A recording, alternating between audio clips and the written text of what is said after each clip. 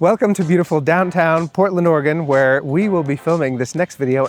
And I'm trying to answer the question of, can we make a cinematic film using an iPhone? Now, I don't usually use iPhone for much of anything other than maybe short videos, social posts, photos, things like that. But we have the opportunity to test out a new lens series set from Moment, the T-Series 2, and they sent us the complete set. We have a fisheye, we have a wide angle, a couple telephoto lenses, and even a couple anamorphic adapters. So let's slap these on and see how cinematic we can make this footage actually look. Let's get into it.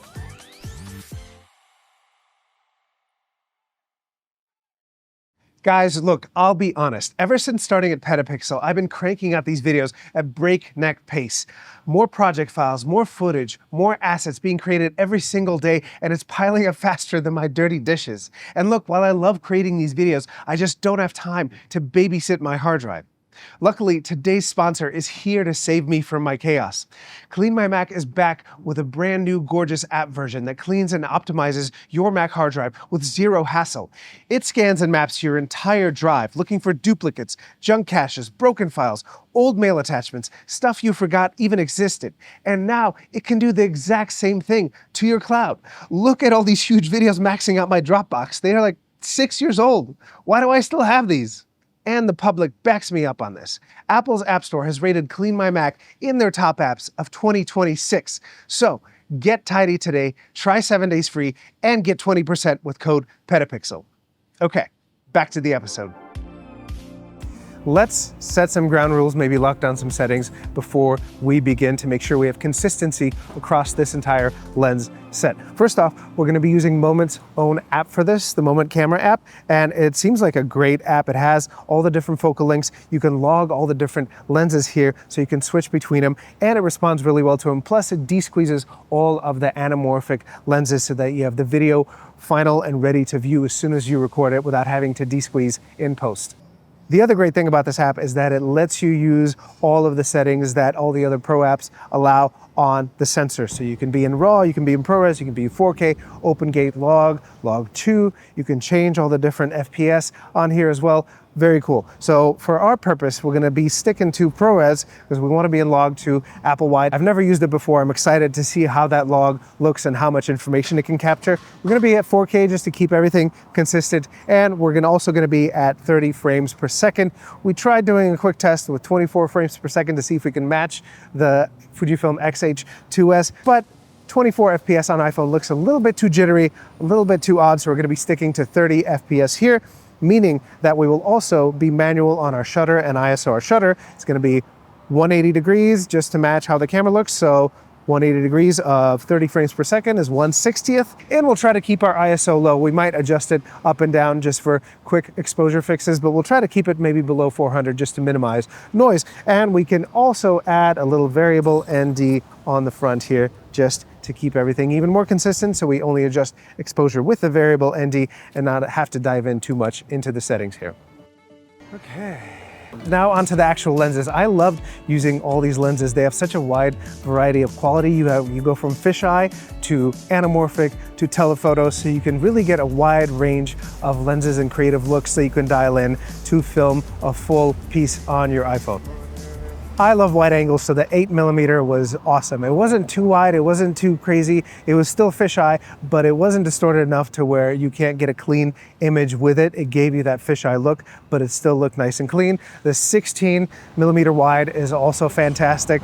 Covers a lot of ground, a lot of angle, and gets an image nice, clean, and crisp all the way left to right.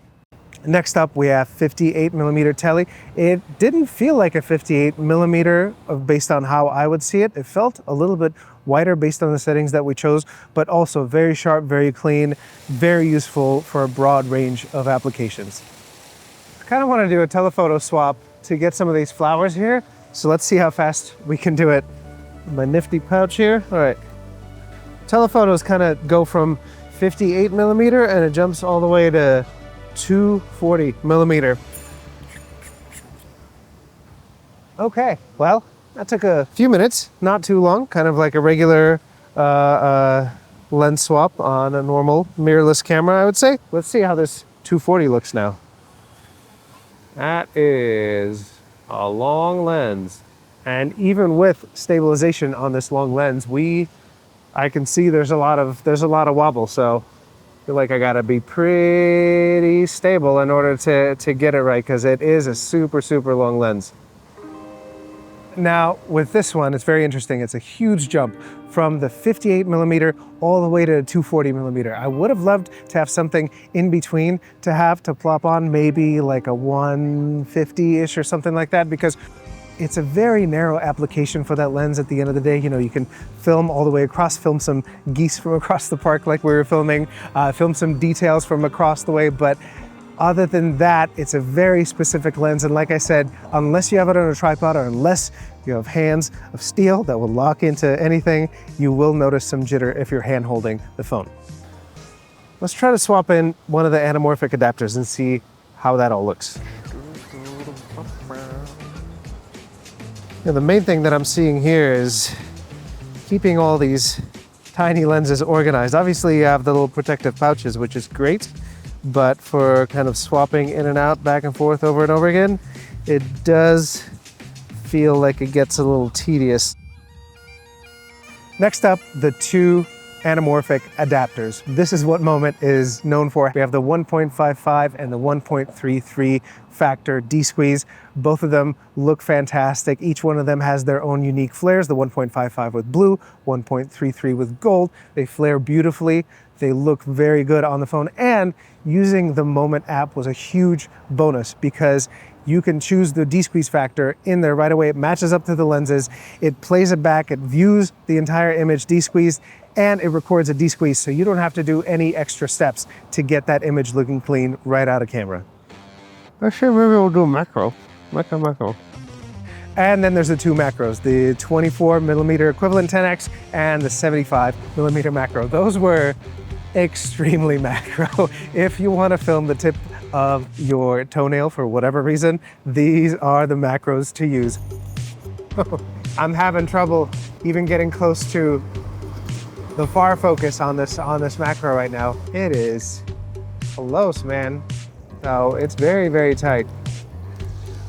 It's pretty funny, actually. Let's see if these lenses are water resistant, because we got in pretty close to get that shot. The first time I picked up a Fujifilm camera was when another photographer at a community event handed me theirs and said, just try it. And that's how Fujifilm, today's sponsor, works. You discover it through people, through community. That's where the real education happens. And there's so much to learn from your fellow creators. Secret tips and tricks, film simulation recipes, anything to get the most out of a Fujifilm camera. And if you're curious, visit your local camera store, pick up a camera with your own hands, and meet the people behind the counter. They will be thrilled to give you a full walkthrough. And those 5 minutes of hands-on experience will give you more than any spec sheet ever could. Find a local dealer at shopusa.fujifilm-x.com. Back to the video. So after almost a full day with these lenses, with the entire set, here are my thoughts. First off, it's a great set of lenses, a huge variety. We have a fisheye 8mm, we have a 16mm wide, 58 telephoto, we have a 240 telephoto, which is a huge jump, 8mm to 240, you get such a range within that. Plus we have two anamorphic adapters, one with blue flare, one with gold flare, 1.55 and 1.33x respectively. And we have a couple macros, a 10x macro that just converts the existing 24mm into a 10x macro, and we have a 75mm macro. Both are amazing and they're super close focus. I was thoroughly impressed with this T-Series 2 Moment lens set. Plus, being able to actually shoot on iPhone with professional settings for the first time made me realize how accessible this combination really is. You can get a set of Moment lenses, an iPhone Pro, and you can get cinematic looking quality right in your pocket. First thing that I noticed as soon as I started swapping lenses, I did not prepare the right bag for this journey. Obviously, you can see I'm just rattling it around here like a bag of peanuts. It's probably better to get something with individual slots. I was thinking maybe like a fanny pack with individual slots so you can have the lenses at the ready so you don't need to set your phone down anywhere. You can do the change right on your lap, because you saw I was setting my phone down some odd places, on some stone steps, on a fire hydrant. Where the hell did I put the... So if I didn't have to do that, especially since I'm solo run and gun, I want to kind of keep everything to myself, having the right pack for all these lenses is essential. After reviewing all the moment footage, I think it looks great. The T-Series 2 collection gives you so much variety, so I think it adds a lot of character and variety to any given piece that you want to shoot on an iPhone. The other thing that I did notice is that while the lenses are all metal aluminum body, the case itself, the case that goes around the phone plus the mount, is all plastic. So what I noticed after actually putting the lenses on and off multiple times is that the plastic started to deform. I was trying to make sure the lens was snug, but even the slightest pressure, especially repeated pressure, started to warp that mount a little bit. Now, that wasn't an issue for the spherical lenses. You can kind of have them twisted any which way and the lens will look the same. But for the anamorphic ones, because those hard stops on the case were actually determining the horizontal level of the flares and how the anamorphic de-squeezes, any tiny adjustment, and you might even see it in the video actually with me trying to kind of find that 90-degree, that horizontal angle to make sure that the lens was straight. Even if there was a little bit of play in that, you could really tell the difference. And I did talk to our contact at Moment about this, and they did confirm that they know of the issue, they know it exists, and they are working on a solution that will be available for the next generations of iPhones. But that doesn't change anything about the lenses. Those will still be future-proof all the way through. So, do I think we can make a cinematic piece using only iPhone and Moment lenses T-Series 2? Well, yes, but with a few caveats. Using apps like Moment's camera app, I think, is an absolute must to lock in exposure settings, capture settings. If you are using cinematic glass and you're filming everything on auto using Apple's default camera app, I think that kind of defeats the purpose of using those lenses because they do really enhance the quality of the image. So why not control it further and make sure you're getting the best possible image and video clips captured throughout. Now for the caveats. I think there's still a couple downsides filming cinematic content on an iPhone. While you can lock all these features in with the app, there's still a couple things that it can't control, such as aperture. It can't control the way that it stabilizes, which, as you saw on the 240mm lens, it's really feeling that shake. And that's partially because I'm hand holding it, the iPhone is super light, and it's sensing all the vibration from me. So even if the stabilization is working overdrive, you can still see it, especially in the longer shots. The other part is focus on this, and it might change from app to app, but at the end of the day, you're either tapping on the screen to autofocus and it's kind of choosing what it wants to autofocus on, or you can enable manual focus, but I've noticed that the throw is kind of very short on it, so even if you're manually focusing and trying to operate, oftentimes it might not land you the exact focus that you need. I think the main thing I'm excited to use these lenses for is getting an iPhone into difficult situations that a mirrorless camera cannot get into. Maybe putting it against a wall, putting it in a really tight corner, and getting those cinematic one-off shots that can match pretty well with other cameras filming in logs such as Fujifilm X-H2S or any of the other brands. And I haven't done this yet, but I'm really excited to do it. I want to make an entire piece using just the anamorphic adapters. I think those flares are beautiful. I think there's a ton of character that happens, especially at the edges of frame, so I'm really curious to see how it holds up on a short form piece.